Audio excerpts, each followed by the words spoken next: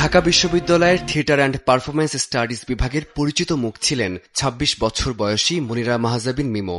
রোববার সকালে বাড্ডার নিজ বাসায় ফ্যানের সাথে ঝুলন্ত অবস্থায় উদ্ধার করা হয় এই নাট্যকর্মীর মরদেহ।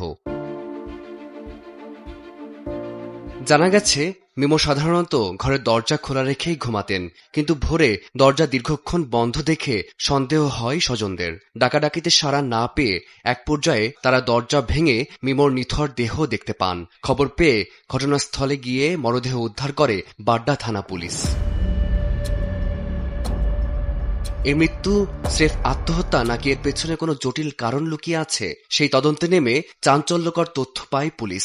ডিএমপির বাড্ডা জোনের সহকারী কমিশনার আসাদুজ্জামান জানান, ঘটনার আগের রাতে মিমোর সাথে সহযোগী অধ্যাপক সুদীপ চক্রবর্তীর প্রায় ৬ মিনিট কথা হয়। তবে রহস্যজনকভাবে সেই কল হিস্ট্রি ডিলিট করে দিয়েছিলেন সুদীপ চক্রবর্তী।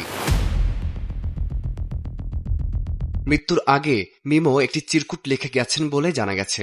সেখানে তিনি সুদীপ চক্রবর্তী ও সহপাঠী উম্মে হানির নাম উল্লেখ করেছেন। চিরকুটে সুদীপ স্যারকে ৫০,০০০ টাকা ফেরত দেওয়ার কথা এবং স্যারের দেওয়া উপহারগুলো ফিরিয়ে দেওয়ার উল্লেখ ছিল।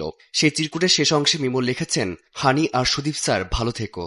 সহযোগী অধ্যাপক সুদীপ চক্রবর্তীকে আটক করে পুলিশ হেফাজতে নেওয়া হয়েছে। একই ঘটনায় জিজ্ঞাসাবাদের জন্য সহপাঠী উম্মে হানিকে পুলিশ হেফাজতে নেওয়া হলেও পরে তাকে মুচলেকা দিয়ে ছেড়ে দেওয়া হয়। মেধাবী নাট্যকর্মী হিসেবে নিজের পরিচিতি তৈরি করতে থাকা মিমোর এমন বিদায়ে সহকর্মীরা সামাজিক যোগাযোগ মাধ্যমে শোক ও বিস্ময় প্রকাশ করেছেন। এক সম্ভাবনাময় প্রাণের এই করুণ পরিণতির নেপথ্যে ঠিক কী ঘটেছিল তা এখন পুলিশের তদন্তাধীন।